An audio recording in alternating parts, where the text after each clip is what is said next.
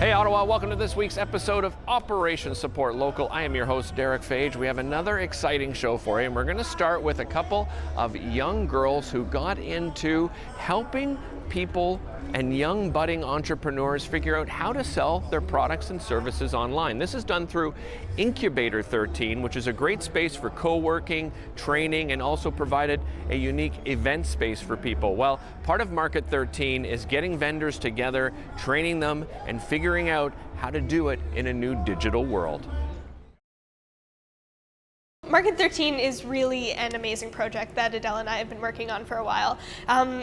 Essentially what we're doing is we've created an online marketplace where shop owners and local business owners who may not have as much experience with a digital marketplace learn how to use that, learn how to use an online store, learn how to sell their products digitally. And so far we have 5 vendors on the store, 3 service-based and 2 products-based. And all of them are really excited to get this launched. They're excited to be able to sell their products online during this time, especially when a lot of them have suffered because of COVID-19. And we're all really excited for the launch of this program. And the fact that it's been launched a couple days ago, we're excited to see the impact of it. The idea of the project actually came from our supervisor, Sebastian, and we're currently under Incubator 13, which is a program under the Rita Rockcliffe Community Resource Center. So he had always wanted to build an online marketplace for these business owners and these entrepreneurs, but there was never really enough time to build it until Rebecca and we kind of came along as volunteers, and then now we're working for Incubator 13. So we kind of took this project under our own hands, and now we've been building it since then. We started with designing the project itself, figuring out exactly what it would look like. Adele took on more of a tech role while I've been looking more at communication with the vendors. I've been doing a lot of writing contracts, writing grant applications, things like that, and a lot of looking online for how we can possibly make this work.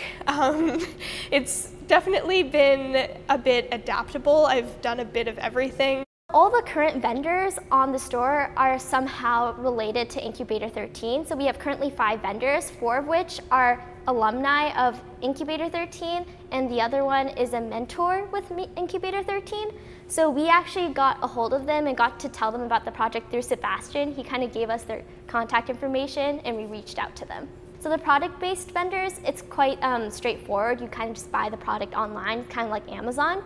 But for the 3 service-based businesses, we have a request a quote page where they can kind of specify their needs more precisely so that we can connect them to the vendors so that they can discuss it further in detail. Currently, what we're doing with the vendors is we're showing them what their own page looks like at Shopify. We're showing them how the store works and sort of teaching them about their particular platform on it.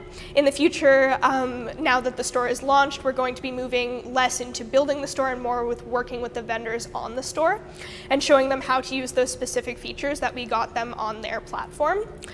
We also hope to run a couple of seminars and webinars and things like that, just to teach them how to use Shopify and teach them about the Digital Main Street program if that's something they're interested in looking into. First of all, we want to make sure that we can get a lot of these local businesses online so that they have the tools to manage their own online store in the future.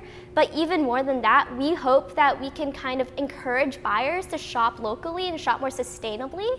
So we hope that through this program and through this store, we can kind of introduce a lot of these local businesses to buyers who may not have heard of them, and then kind of encourage them to, instead of looking at these big corporations looking to them for products and services, we can kind of push them to a more sustainable path. Hopefully the future of this site is just expanding, getting more businesses on the site, and graduating the ones that we currently have so that they're able to run their own. We really see this as a continuous program where we're getting new vendors on the site, and it's always going to be updated with new information.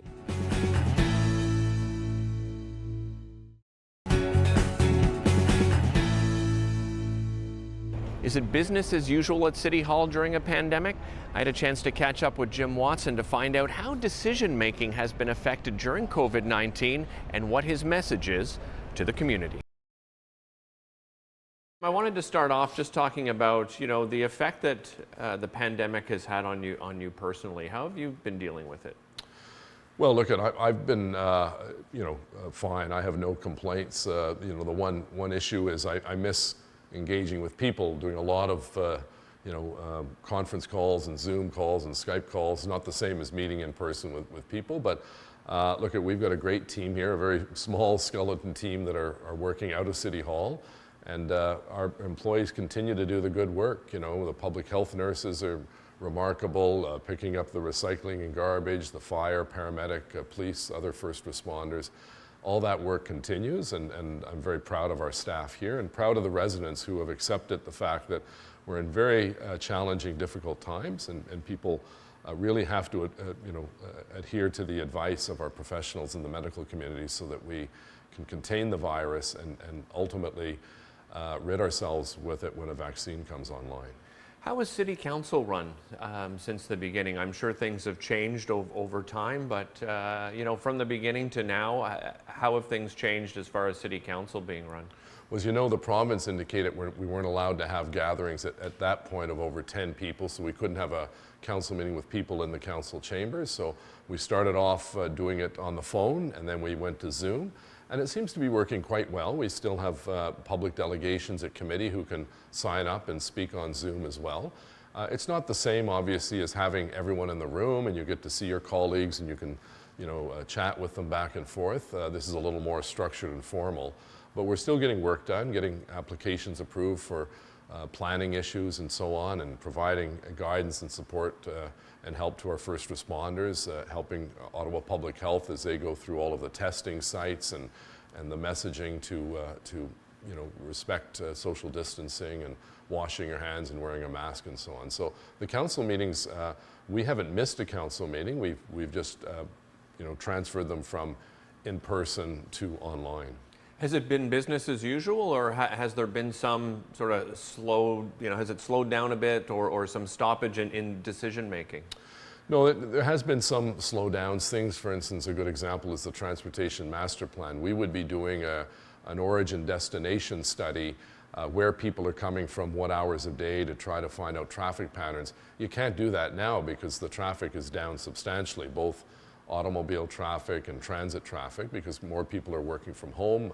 Unfortunately, close to 50,000 people have lost their jobs, so that means that they're not traveling as much. So things like that we're going to have to postpone, but other day-to-day business planning applications, policy decisions, and starting the process of setting up the budget continue. What have you heard from local businesses, Jim? Well, it's a mixed story. I've been trying to go out into different wards over the last couple of weeks. I was in Stittsville, Innis Ward, West Carleton, Rideau Goulburn, Bay Ward. A lot of the businesses have become very resilient and very creative in terms of what they're trying to do to keep their doors open, particularly restaurants and bars and so on, which have had a tough time because they were not allowed to open until phase 3. A good example, I was at Louis Pizza in MacArthur. They've developed these pizza kits where they put the dough and all of the toppings together in a pizza box, and they sell it to you, and you make the pizza at home. So it'd be great for kids and families and so on. And they tell me that's helped save their business because obviously they can't have anyone sit in the restaurant at that time. Now they're able to. Other places have been creative and switched from making one product to making, vodka to hand sanitizer. Others have started making plexiglass shields. I went to a store in Stittsville that is booming, making signs and plexiglass dividers for businesses. So others, you go down Bank Street, Elgin Street, the Byward Market, you see a lot more empty storefronts, which is worrisome. These businesses, were just not able to make it. And the pandemic obviously made that situation even worse, which is unfortunate, and which is one of the reasons why I think we have to continue to control our taxes here and keep the tax rate at or below 3%, because we don't want to add to the burden of these businesses who are having a tough enough time keeping the doors open and keeping people employed. What do you say to Ottawa citizens?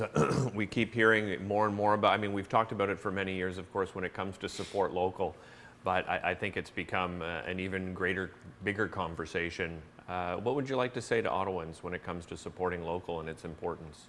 Well, think of your neighbors, think of your neighbors' kids, maybe your kids that had a job in a grocery store or another shop. This is the time now that these businesses need our help, particularly the restaurant business. You know, they were shut down for months and months, had no revenue coming in. Go and buy gift cards or gift certificates. I went out and bought, I think, 7 or 8 different gift cards that I'll use later on that hopefully helps a little bit with the cash flow of these businesses. You know, support these businesses because they're the ones that support local Little League teams and support charity great causes or fundraisers and so on. And, you know, they're hurting, they're struggling.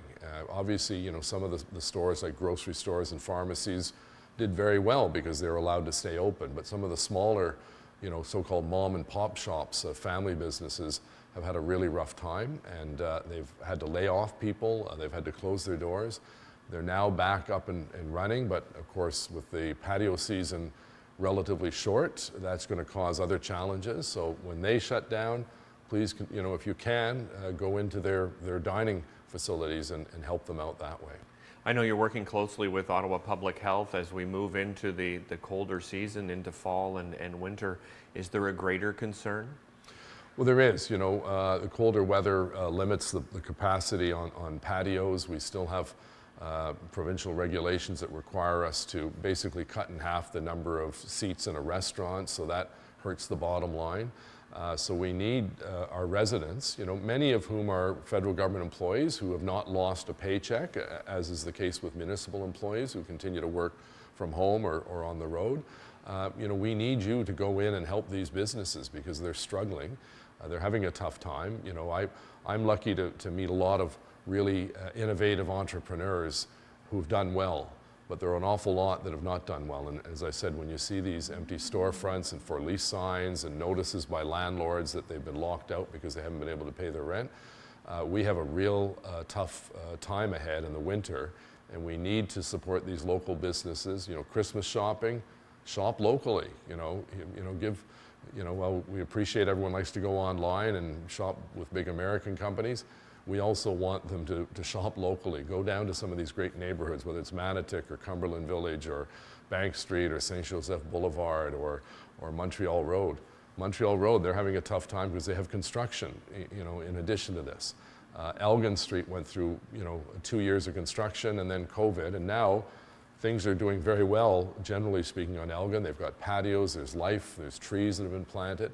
But those patios disappear. You know, you're not going to want to have a nice meal in December when it's 20 below. So you got to get inside the restaurant and help them, you know, on a regular basis because it's going to be a tough time for a number of these people. A lot of concern and conversation around a second wave, Jim.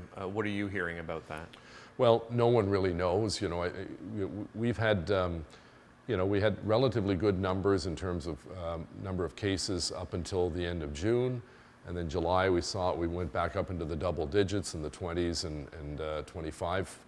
Yesterday, I think we were down to 8. So we're back and forth. It hasn't really flatlined for us. We want to get into the single digits and eventually down to 0. But in the interim, we have to be prepared that there could very well be a second wave. And that's why it's so important for people to respect the medical professionals, wearing a mask, staying 2 meters apart, washing your hands, and you know, practicing social distancing.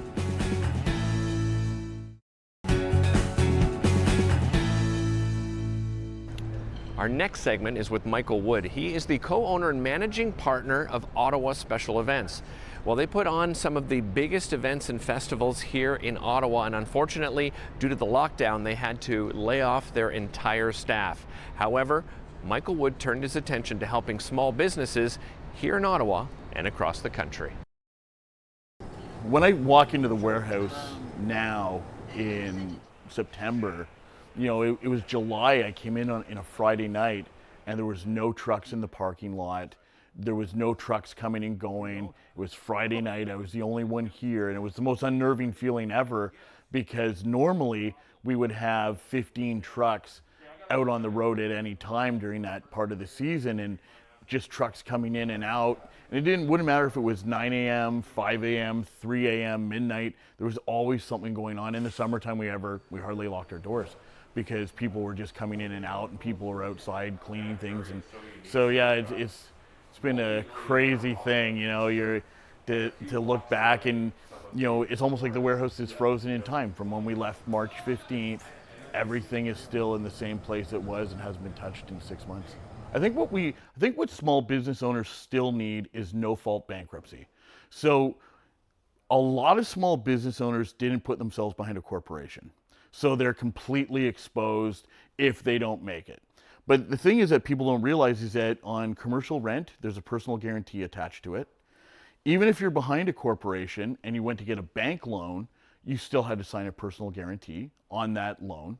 And so if your business collapses, or I don't want to use the F word, I don't want to use the word fail, but if because this is by no fault of our own, if it doesn't work based on the aid that's been put in place, then people are going to be responsible. Their homes are up as collateral, their cars are up as collateral, and these are families, Canadian families, that are going to be devastated by no fault of their own. The future for my business is, I think that I've been, I want to use the word aggressive. I've pushed hard enough, because what we've done is we've pushed pause on everything. So we've been able to push pause on all of our payments, all of our loans, all of our leases. So some of this equipment in here is leased. And so we've been able to convince the leasing companies to push pause. In some cases we had to pay interest, but the principal we weren't having to pay.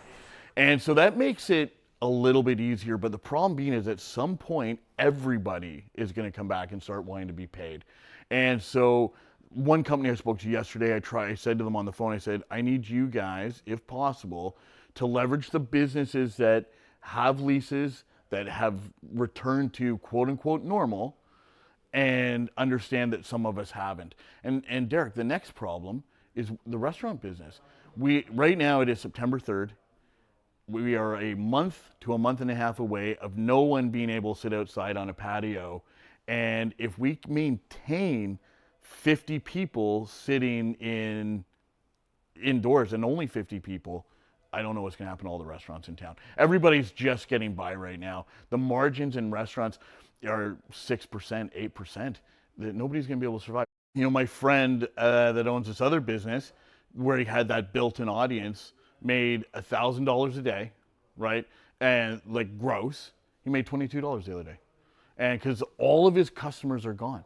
And so, you know, the thing is that before we look at a franchise as big, bad corporate entity, before we look at sending everybody home and telling everybody, you don't have to come back downtown, you don't have to go to the business park, you can all do this from home, then we have to understand that there's a ripple effect. And, you know, somebody sent a message to me on LinkedIn and said, you know, corporate businesses shouldn't be concerned about others, they should do what's best for them, which is the most mind-boggling thing I've ever read in my life.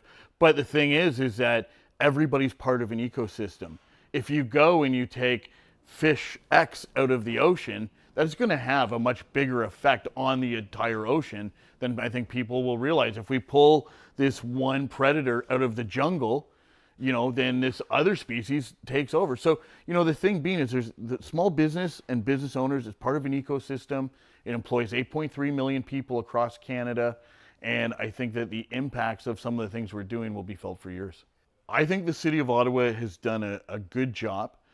The problem with the City of Ottawa is they're limited. They've got a limited ability through municipal laws to do that much other than promote this message of please go out, please support your local businesses, which they've been doing a great job on.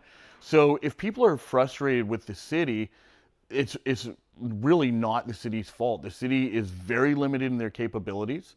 And today I'm going to be meeting with Jim Watson, 4 city councillors, and having a round table. And the main idea of this is to have their voices take our voices and push them up the ladder. My message to the community of Ottawa, of course, is, you know, right now we're in Operation Support Local. We have to support our local businesses. These are your neighbors, your family, your next door neighbor that are literally struggling. Because I think, Derek, the next problem we're going to have on top of everything else is there's going to be a massive mental health crisis. I think small business owners right now are skating along the edge of having a complete breakdown. And I think we just have to be kind to everybody. We have to be patient. We have to be understanding, because it's an incredibly difficult time for so many.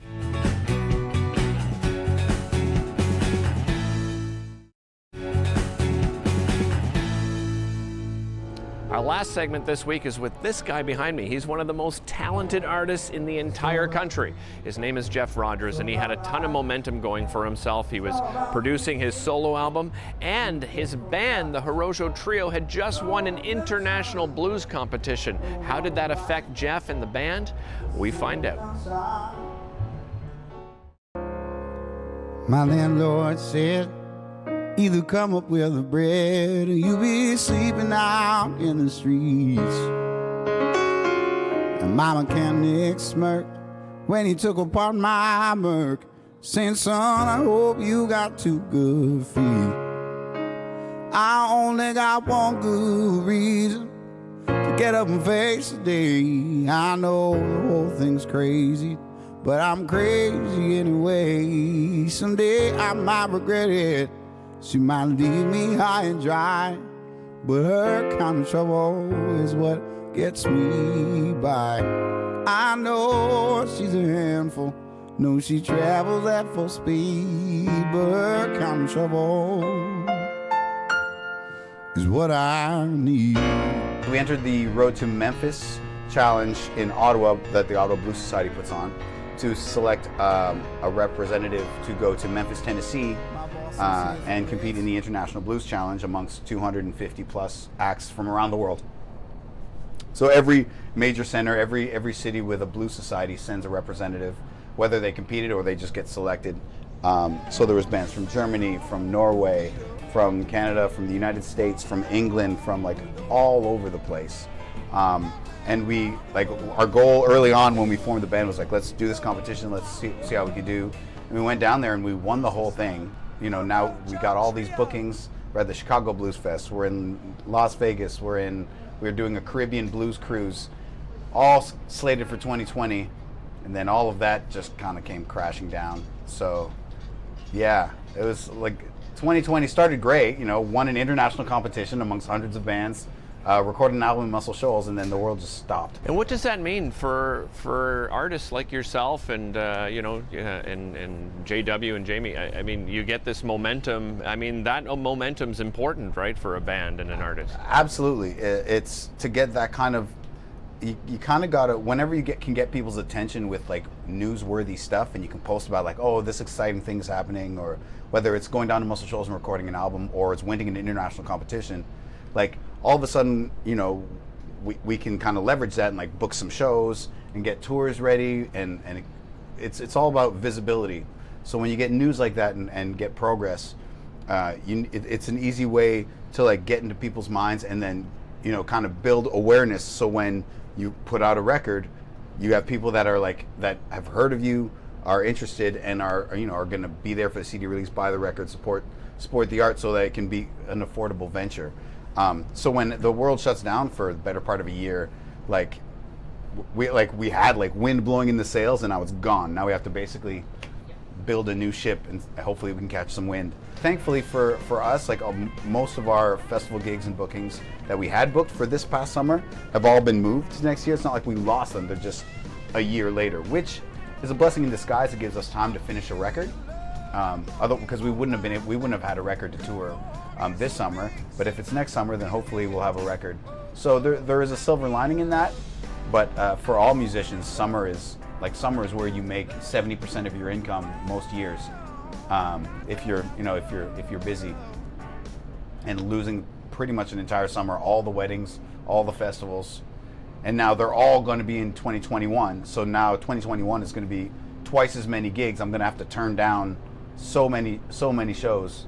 So like it costs more money in more ways than one, because now I can't do some shows that I would have been able to because there's twice as many weddings in 1 year. I can't do them all. Yeah, we've always talked in this community about supporting, your local artists, Jeff, and if, this is your chance to reach out to the community and, do you have a message for them when it comes to supporting artists like yourself? I mean, support yourself first and foremost. But, I mean, for the artists, I mean, whether it's tuning in to like a live stream every once in a while, like so if some of your friends, same as like if you have a friend that is an owner in any type of business, whether it's a bakery, like go in and buy a dozen croissants or like just a little something, and if you're not comfortable going out, then visit a streams, like, oh, these guys are good, like toss $5, $10, just say good job, and like, which is cheaper than a night out to go see a band in the club. But like those things add up. Like that's what can kind of really, make a musician's month. Like, because it can be pretty thin out there. I mean, we could all use a gig. So, but it's kind of hard to. There's so many people that are kind of struggling. It feels a little selfish and self-serving to like say, oh well, like support people like me more, because I mean, like a lot of people are struggling. Take care of yourself first, and then if you can, check out a stream and give $10 or something. 'Cause I've been saving this bottle of wine. I can't think of a better time than to open it up tonight with you, my friend. You've always been there by my side, every step of this crazy ride. So let's grab a seat and let's drink this bottle of wine. Just you and me, let's finish this bottle of wine. Thanks so much for watching, and we'll see you next week.